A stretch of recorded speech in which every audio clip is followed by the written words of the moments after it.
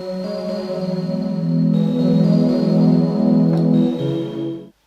so you're going to Essen Spiel and you want to know this year what's going to be some good games. Well, I'm going to be doing some games that I'm anticipating, but here's 5 games that I've already played and are brilliant fun, either just to go and demo or to pick up at the convention. So let's kick it off. Number 5 is Taco Back Goat Cheese Pizza. Very much like Taco Cat Goat Cheese Pizza, if you have played that. It's a very fun, family-friendly, slapping hands card game. You're trying to get rid of your cards by playing them in order and saying that sort of phrase as you're going. So play a card and the first person says taco, the next person in the other version says cat, or in this one says back. And if it is that card, everyone slaps their hand down. The last person to do so gets the card. So you're trying to get rid of cards, so that's bad. There's also special cards that just interrupt the flow, making you do silly actions and stuff like that. There's just enough of those. Everyone can remember them, but will get them mixed up. It's just a lot of fun. And yes, it might not be one that you're really going to want to get. It's not the greatest hotness, but it's one that you could easily pick up at the convention and become one of your most played games at family events and stuff like that. Anyway, number 4 is a brilliant series of games. It's a slippery slope, but unmatched. Battle of Legends Volume 2 is going to be at Essen Spiel. There's probably other ones, but that is, at least in the UK, the one that's just come out, so the one that I'm assuming they'll be pushing at Essen the most, although there might be the T-Rex there. Battle of Legends 2 and Unmatched. Unmatched is a brilliant system, hence it's a slippery slope, because you can buy one box, buy another, and have the heroes from the different boxes fight each other, or you just buy the one box and you've got 2 or 4 characters that can fight it out via these decks. Cool abilities, you've got attacks, defences, you've got some that split the 2, so you can attack or defend, you've got some that allow, you can play it and it maybe gives you movement, health, that sort of stuff. You're trying to beat down your opponent as you're moving around, skirmishing around this map. You can do 1-on-1, free-for-alls, 2v2, 1v1's where it's really at, and this Battle of Legends 2 box, well, it's got some great characters. My favourite one being Sun Wukong, Monkey King, who clones that he can take damage to put a clone out on other spaces. Absolutely phenomenal, that character. The other characters are good as well. That's just my personal favourite one. Like I say, it's a slippery slope. If you buy one box, you're probably going to enjoy it and then want many more, and there are many more. But it's the latest one, and it is not the greatest, but it is a damn good one. That is the Battle of Legends Volume 2 box for Unmatched. Next up on the list, number 3, and these aren't in necessarily a particular order, but Tack Tiki is a really great game. I managed to pick up a review copy, so you can check out my full review on the channel. I picked that up at UK Games Expo, so the game is out and available, but will be showing up at Essen Spiel. It is Stratego, if you've played that game, a sort of condensed version of that. So on your side, you have these heads that are facing away from you, so they've got numbers secretly on the back, as do your opponents, 1 to 5.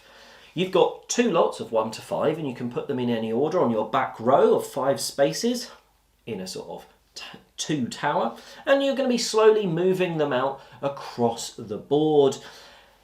And this is where it gets interesting. Like Stratego, if you've played that, normally a higher number is better, apart from the 1 beats a 5, so it loops back round nicely.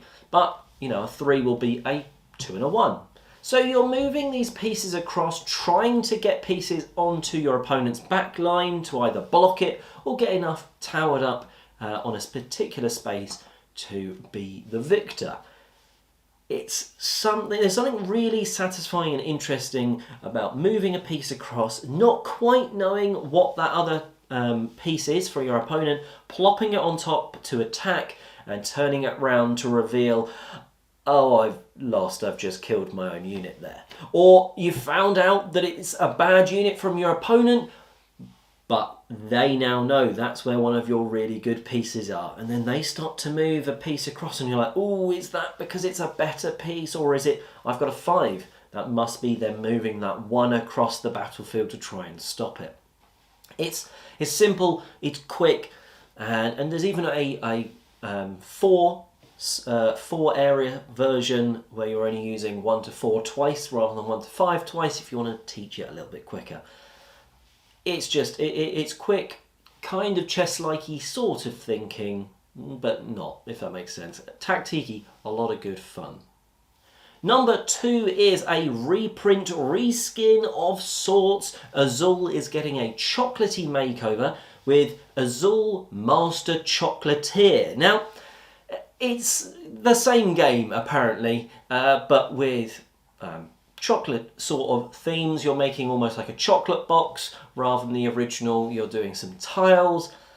It's a nice theme, but why sort of talk about this? Most people will have at least played Azul, because if you don't have the original Azul in your collection, this could be a brilliant way of getting it in a sort of slightly different than everyone else version. I don't think if you've got the original you need to go and get this one, certainly not, unless it's like your favourite game and you love chocolate, maybe.